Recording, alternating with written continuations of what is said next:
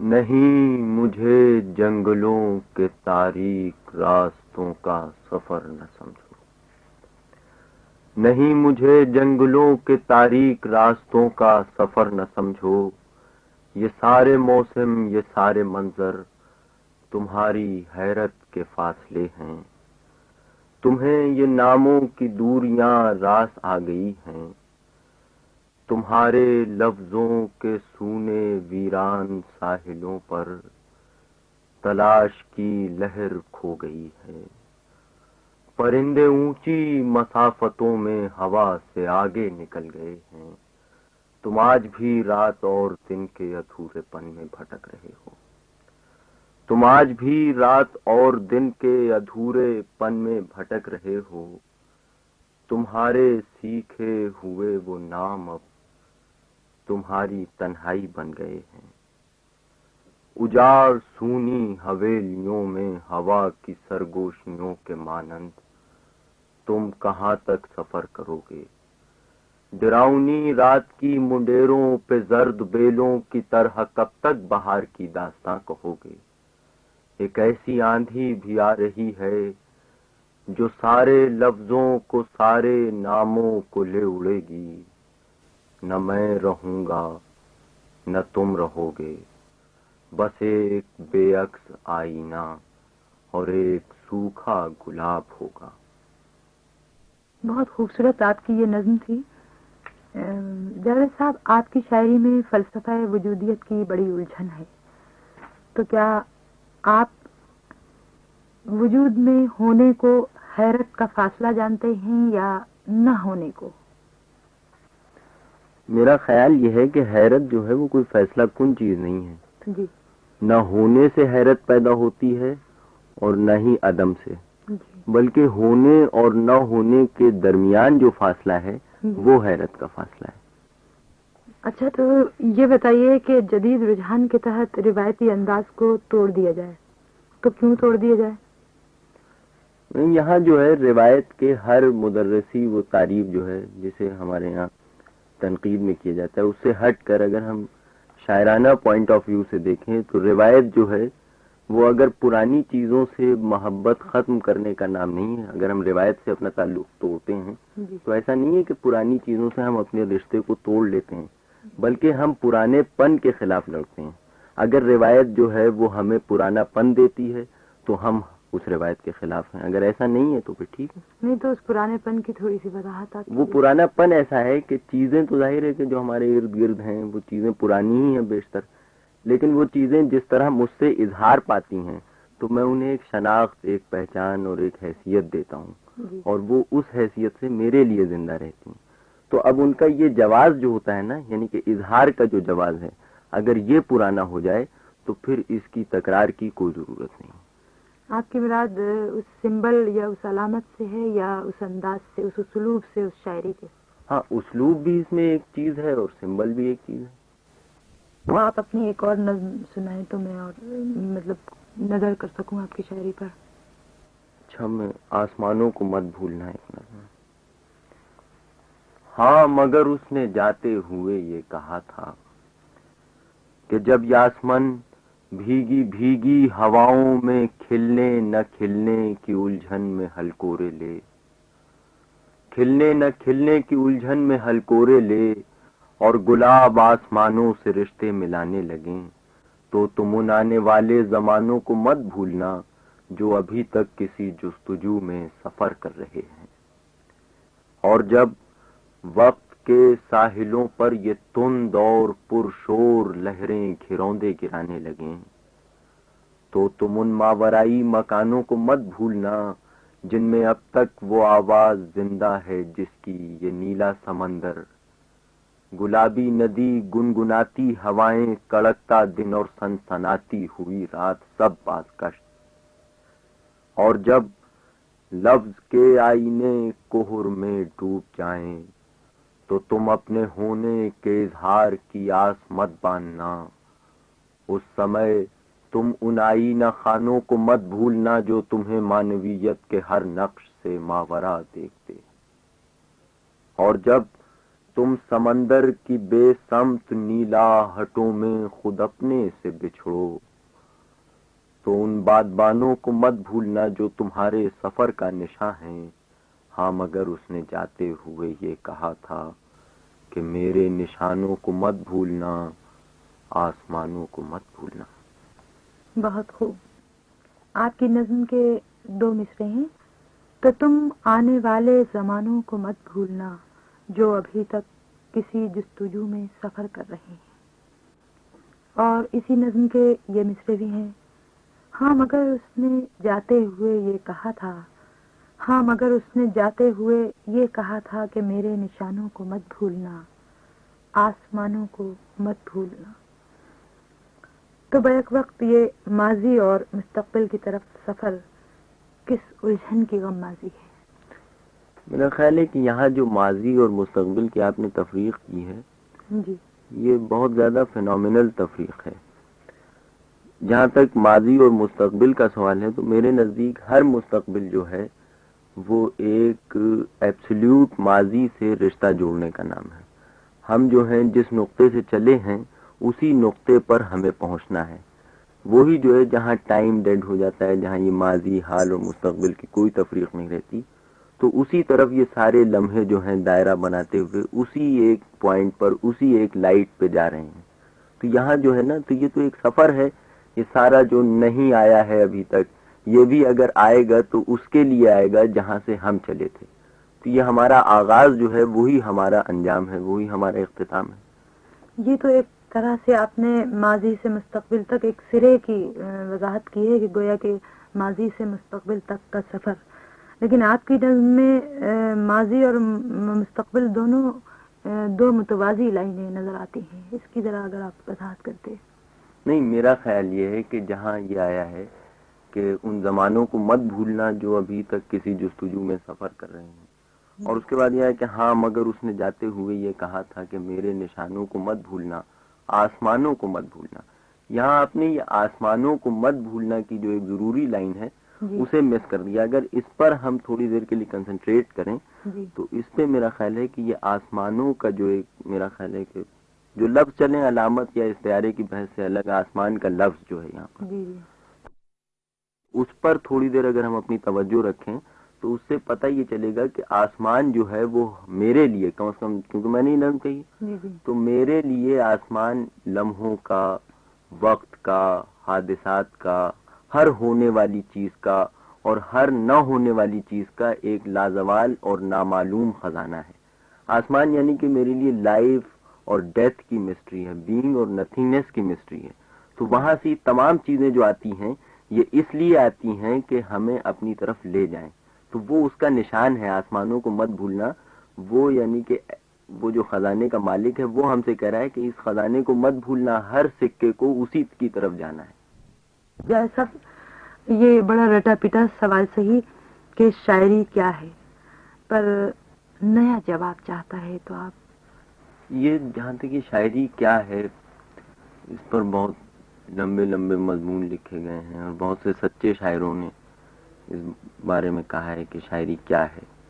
تو اب نئے جواب کی جو قید ہے، یہ جو ہے میں شاید اس میں یہ کہنے مجبور ہوں کہ شاعری جو ہے میرے لیے ایک ایسی چیز ہے جو زندہ رہنے کی ایک بہت شدید لگن اور امنگ سے پیدا ہوتی ہے۔ زندگی جو ہمیں ملی ہے یہ ہماری حیاتیاتی امنگ کے لیے کافی نہیں ہے، تو وہ جو زندہ رہنے کی ایک عجیب امنگ جو ہے، جو مجھ سے نہ دفتر میں اپنا اظہار کروا سکتی ہے، نہ پڑھنے میں اپنا اظہار کروا سکتی ہے، نہ دیکھنے میں، نہ سننے میں، نہ کھانے میں، نہ چلنے میں، نہ سونے میں، نہ جاگنے میں، وہ قوت جو ہے وہ میرا خیال ہے مجھ سے اظہار کرواتی ہے شاعری۔ تو شاعر اظہار کیوں چاہتا ہے؟ شاعر اظہار یوں چاہتا ہے نا کہ جب تک کوئی چیز اس کے اندر ہے تو وہ خود اس سے، جب میں نظم ایک کاغذ پہ لکھتا ہوں تو میرے لیے پہلا مقصد یہ نہیں ہوتا کہ میں اسے کسی دوسرے تک پہنچاؤں، بلکہ پہلا مقصد یہ ہوتا ہے کہ وہ لفظ جو ہیں جو میں اپنی نظم میں استعمال کرتا ہوں، وہ لفظ ایک وے آف کمیونیکیشن ہے خود میرے لیے، یعنی کہ میں جو ہوں اپنا اظہار لفظ کے ذریعے خود پر چاہتا ہوں۔ کیا آپ اس کسی اور سے کمیونیکیٹ کرنا نہیں چاہتے؟ نہیں، کسی اور سے کمیونیکیٹ جو کرنا جو ہے یہ ضمنی بات ہو جاتی ہے، کیونکہ شاعری وہاں مر جاتی ہے جب وہ خود آپ کی شاعری آپ تک نہ پہنچ سکے.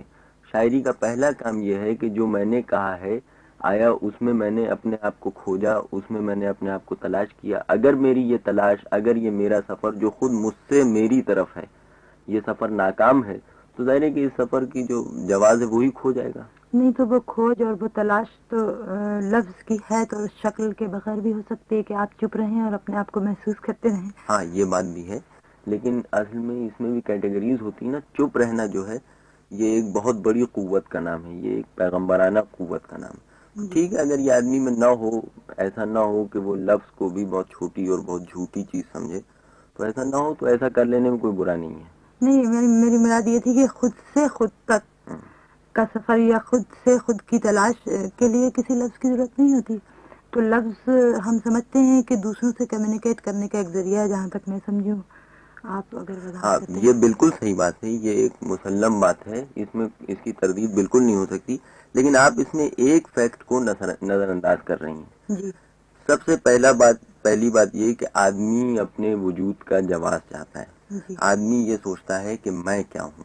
جی تو جیسا کہ آپ نے کہا کہ یہ لفظ کے بغیر بھی یہ مرحلہ طے ہو سکتا ہے، بالکل ہو سکتا ہے. لیکن دوسری سطح پر آدمی یہ چاہتا ہے کہ میرا اور کائنات کا رشتہ کیا ہے. جی تو وہ جو سطح ہے وہ بغیر لفظ کے مکمل نہیں ہو سکتی. تو اب میں اگر لفظ لکھتا ہوں تو پہلے تو میں یہ دیکھوں گا نا کہ جیسا میں نے اپنے آپ کو سمجھا تھا، جیسی میری تفہیم خود مجھ پر ہوئی تھی، آیا وہی تفہیم وہی جواز جو ہے اس لفظ میں بھی آ گیا ہے جو میں نے لکھا ہے. اگر وہ نہیں آیا، میں نے اس لفظ سے بھی ناسودگی محسوس کی، تو وہاں میری شاعری ختم ہو جائے گی، وہ ایک مردہ اور بے جان سا کتابی لفظ بن کے رہ جائے گا. یہ تو بالکل آپ نے ایسی بات کہی کہ احساس آواز کے بغیر کوئی معنی نہیں رکھتے. اسی کے لفظ بھی آواز یا اس کی کمیونیکیشن کی ایک شکل ہے. میرا جہاں تک خیال یہ ہے کہ یہ ایک بہت سیدھی سادی بات یہ ہے کہ میں نے اپنے آپ کو ایسا سمجھا، جی جی یہ ایک عمل ہے. اس کے بعد میں نے اپنے آپ کو جیسا سمجھا، جس طرح سے سمجھا، اسے میں دوسروں تک پہنچانا چاہتا ہوں. ہاں میں یہی چاہ رہی تھی کہ آپ وضاحت کرتے کہ اس کے بعد مطلب آدمی کیا چاہتا ہے، تبھی لفظ وجود میں آتے ہیں. اچھا، آپ کی نظم کا ایک مصرع ہے کہ بلکہ یہ مصرے کہ تم آج بھی رات اور دن کے ادھورے پن میں بھٹک رہے ہو، تمہارے سیکھے ہوئے وہ نام اب تمہاری تنہائی بن گئے ہیں. آپ کی نظم میں یہ ہونے کا ادھورا پن جسے آپ کسی حید سے سوا دیکھنا چاہتے ہیں، کس لہر کی تلاش ہے؟ میرا خیال یہ اتنا ایک آپ نے یہ سوال جو کیا ہے یہ جہاں اپنے تک میں سمجھی ہوں، مطلب یہ کہ میں وضاح ہو سکتا ہے کہ میں پہنچ نہیں پائی، آپ وضاحت کر دیجیے.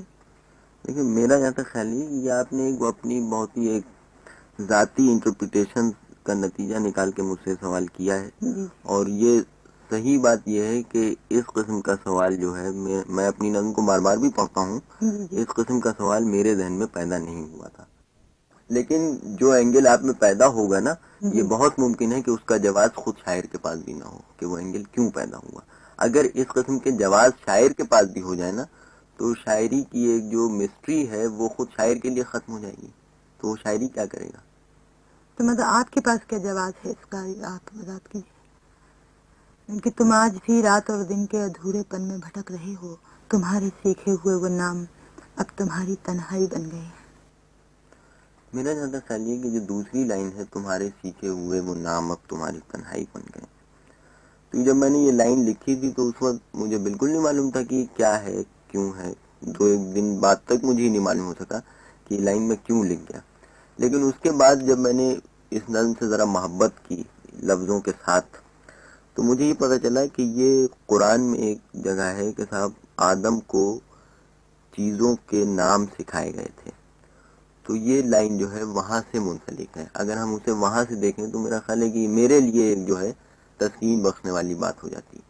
اور دوسری رات اور دن کا جو ادھورا پن ہے، یہ ادھورا پن رات اور دن کا ادھورا پن نہیں، یہ خود ہمارا ادھورا پن ہے کہ ہم نے رات اور دن کو جو خود ہمارے ہی وجود کی اکائی کا ایک حصہ ہے، یا اس اکائی کا حصہ ہے جس کا حصہ ہم ہیں، یہ پرندے ہیں، یہ ہرے بھرے درخت ہیں، یہ جگمگاتی ہوئی مٹی ہے، یہ سب ایک میرا خیال ہے کہ وجود کی ایک اکائی کا حصہ ہے ہم لوگ. تو ہم نے اس اکائی کو بانٹ دیا ہے. تو اس سے ہمارے اندر، ہمارے اعمال میں، ہمارے افعال میں، ہماری سمجھی ہوئی چیزوں میں ایک ادھورا پن پیدا ہو گیا. نہیں، ہم نے کہاں بانٹا؟ ہمیں کہاں اختیار ہے کہ ہم اپنے ہونے کو چاند میں، سورج میں، پھولوں میں یا جگمگاتی ہوئی مٹی میں بانٹ سکیں؟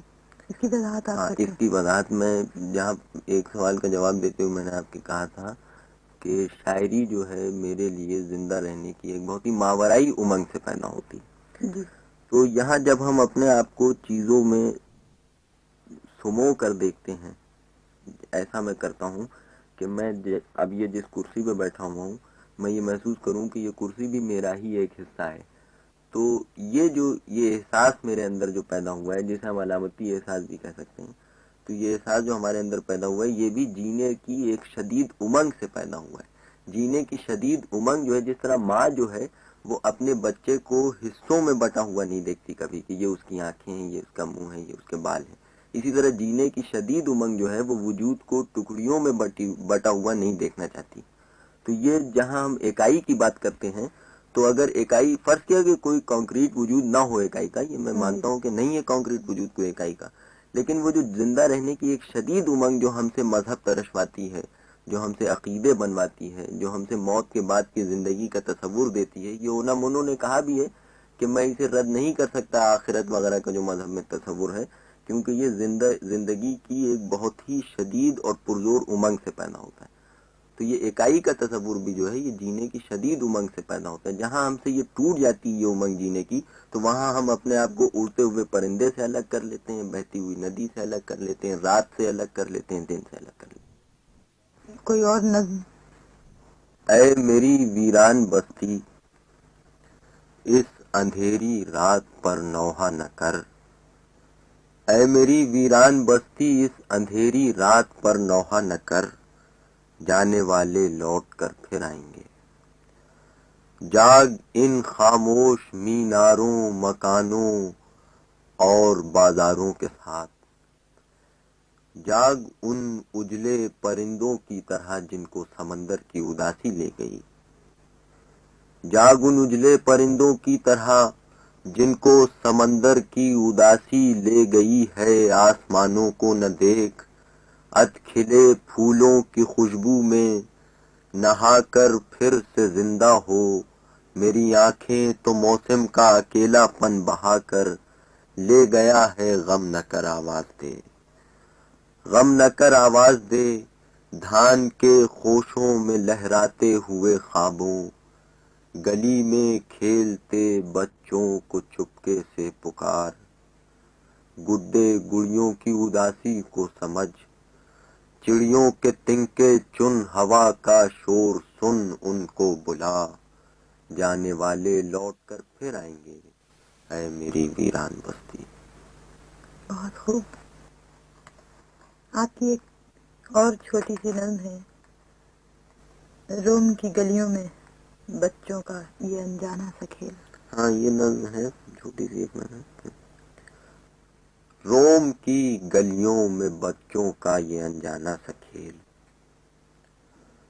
روم کی گلیوں میں بچوں کا یہ انجانا سا کھیل. پوپ کے ایسا محل تعمیر کرنے کی لگن، اور پھر جھنجھلا کے مٹی آسماں تک پھینکنے کی کوششیں. بہت خوب. آپ اپنی اس نظم سے متعلق اگر کوئی وضاحت کرنا چاہیں، اس لیے کہ میری سمجھ میں کم از کم یہ نظم نہیں ہے. میرا خیال ہے انوپا صاحبہ کہ آپ نے میری جو کئی مشکل اور پیچیدہ نظموں متعلق ایسے جنوین سوالات کیے، اور میری سمجھ میں یہ نہیں آ رہا کہ اتنی آسان اور سادہ سی نظم جو مجھے بھی خود اب ذرا خراب سی لگتی ہے، اس کے یہ سادگی دراصل آپ ہی تک محدود ہو کر رہ گئی. تو آپ اس کی وضاحت کر دیتے تو. میرا خیال ہے وضاحت کا کام جو ہے یہ نظم لکھنے والے کے لیے بڑا مشکل کام ہے، لہذا چھوڑے جانے میں. نہیں، لیکن اپنی تخلیق یا اپنی نظم سے متعلق شاعر کا اپنا ایک خیال یا لگن یا محبت ایک ہوتی ہے. یہ جو ہے یہ نظم کا جو بنیادی احساس ہے، میرا جہاں تک خیال ہے کہ یہ نظم جو ہے یہ خدا اور انسان کے رشتے میں جو تہذیبی پیچیدگیاں، جو میں سمجھتا ہوں کہ معاشی پیچیدگیاں پیدا ہو گئی ہیں، ان کا اظہار ہے. خدا اور انسان کے رشتے کے درمیان معاشی پیچیدگیاں. بہت خوب. اب یہ آپ کا خیال اتنا گنجلک ہے کہ میں مزید اس کی وضاحت چاہوں گی. نہیں، معاشی پیچیدگی آپ چاہتی ہیں کہ میں اس کو بالکل بھئی یہاں تو آپ نے کہا تو آپ کی دوں. عقیدتیں اس قدر ماورائی ہیں خدا سے متعلق، اور یہاں آپ نے خدا کو بالکل ایک مل آنر بنا دیا. تو آپ ذرا اس کی نہیں، وضاحت مل کیجیے. اونر نہیں، مل اونر کا تصور نہیں ہے، بلکہ معاشی پیچیدگیاں میں وضاحت کے ساتھ نہیں کہہ سکا، بلکہ میں نے اس کو بعد میں استعمال کیا. جی. مسئلہ یہ ہے کہ جو ہمارے یہاں طبقاتی ناہمواری ہے، جو خود ہم سے یعنی کہ زندگی کو چھینتی ہے. اب ظاہر ہے کہ اسے ہم اور مذہبی جہتوں پہ تو نہیں لے جا سکتے، لیکن یہ کہ ان سے جو ہے انسانی فطرت یا انسانی نفسیات اگر وہ خدا کا اقرار کرتی ہے تو ایک شکایت محسوس کرتی ہے، ایک گلہ محسوس کرتی ہے. اور ایک طرف تو یہ چلیں کوئی ایسا شخص ہو جو ظاہر میں بھی برا ہو، وہ دولت کا یا پیسے کا یا اپنے سوشل اسٹیٹس کا استعمال غلط طور پہ بھی کر رہا ہے، تو انسانی نفسیات اس کا جواز نکال لیتی کہ شخص برا ہے تو برا ہی کام کرے گا.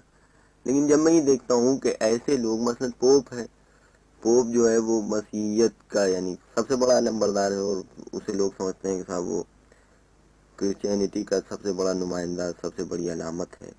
تو میرے جو مطالبات ہیں مذہب سے، یا میرے جو مطالبات ہیں کرسچینٹی سے، بلکہ مذہب سے نہیں، مذہب کو ماننے والوں سے اور مذہب کے ان لوگوں سے جو اپنے آپ کو سمجھتے ہیں کہ مذہب ان کے اندر سے اظہار پا رہا ہے، تو وہ مطالبات پورے نہیں ہوتے جب میں انہیں یہ دیکھتا ہوں کہ وہ ویٹیکن سٹی بنا کر بیٹھ گئے ہیں اور اسی روم میں بچے ننگے پھر رہے ہیں، بھوکے ہیں، مٹی کے گھروندے بنا رہے ہیں، فٹ پاتھوں پہ لوگ سو رہے ہیں.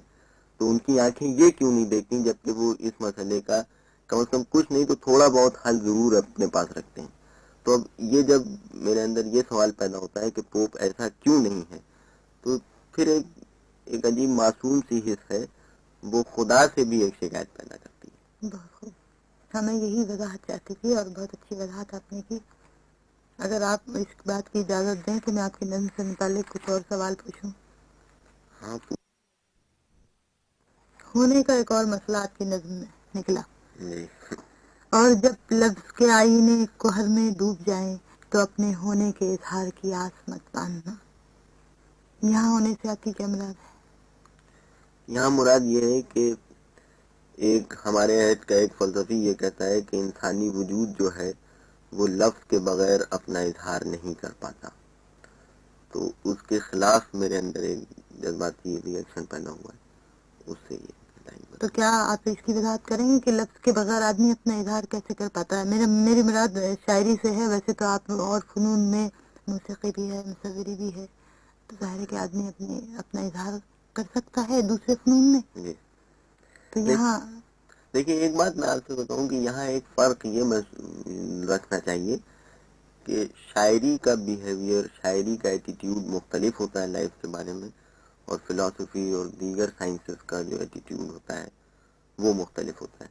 اب اگر ہیڈیگر یہ کہتا ہے کہ صاحب لفظ کے بغیر انسانی وجود جو ہے وہ اظہار نہیں پاتا، تو وہ زندگی کے بارے میں ایک فلسفیانہ جہت ہے جس کے لیے کوئی ضروری نہیں ہے کہ اگر میں اس کا رد کروں تو ظاہر ہے کہ فلسفے کے میدان میں جا کے کروں گا، ٹھیک ہے نا، اس کے بغیر میرا کوئی قابل قبول نہیں ہوگا.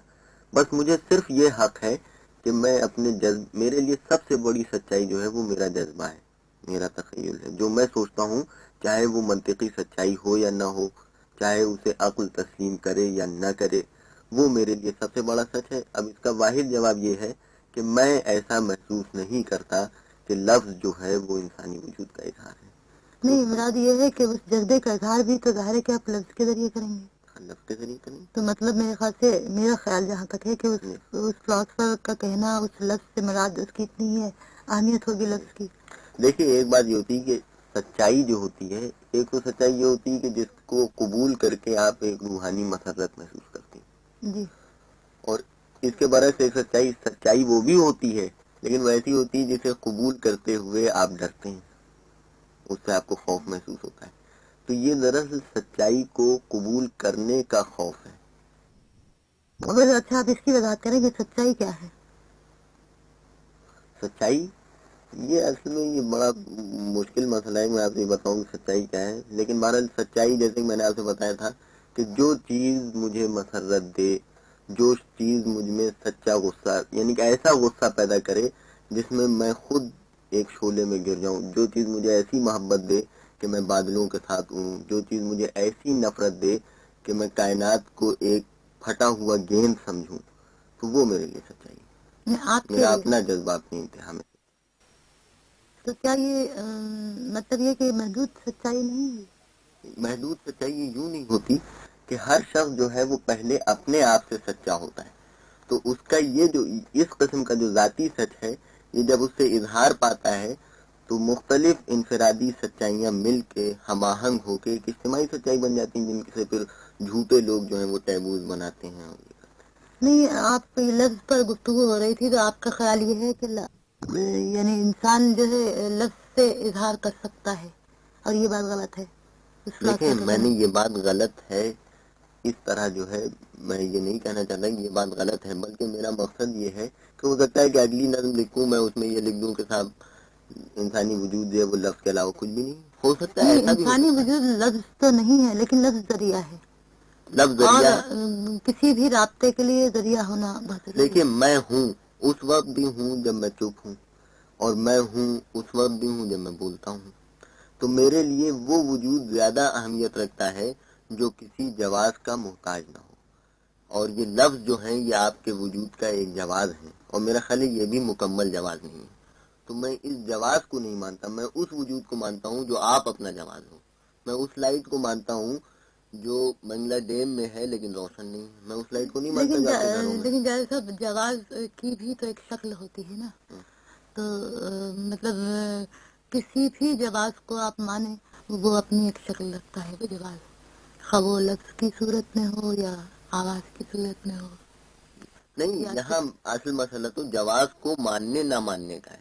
مثلا یہ کہ بھائی ظاہر ہے کہ آپ کا نام مجھے اس وقت تک نہیں معلوم ہو سکتا جب آپ خود نہ بتاتی ہیں، کسی کو آپ نے بتایا نہ ہوتا وہ مجھے نہ بتاتا.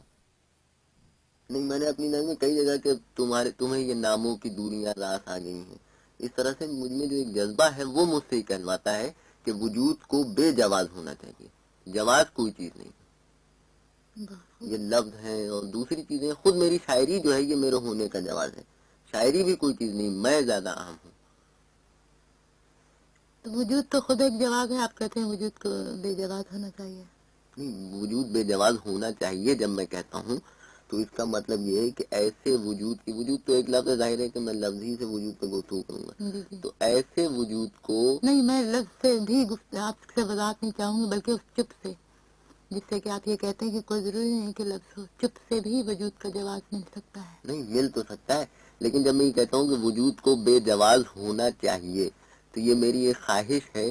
یہ میرے نہ دیکھنے کی پیاس، میرے نہ برتنے کی پیاس مجھ سے کہلواتی ہے. اگر میں دیکھ چکا ہوتا اور برت چکا ہوتا تو ظاہر ہے کہ یہ گفتگو ہم اپنا کر رہے ہوتے ہیں. تو پھر میں نے وہ ابتدائی میں جو آپ سے سوال کیا تھا وہ کیا غلط کیا تھا کہ کسی حیث سے سوا جو آپ دیکھنا چاہتے ہیں وہ کس لحظ کی تلاش ہے؟ تو اس کا جواب آپ نے نہیں، تو اس کا جواب میں نے کوئی ایسا فیصلہ کن انداز سے نہیں لیا تھا نا. خیر، بہت خوب آپ کی نظموں اور آپ کی گفتگو سے میں پھر یہی کہوں کہ ہے تو لفظ کی تو کوئی بات نہیں، بہرحال وہ شاعرانہ وجدانیت جو ہے اس کی خاصی وضاحت ہوئی. بہت بہت شکریہ.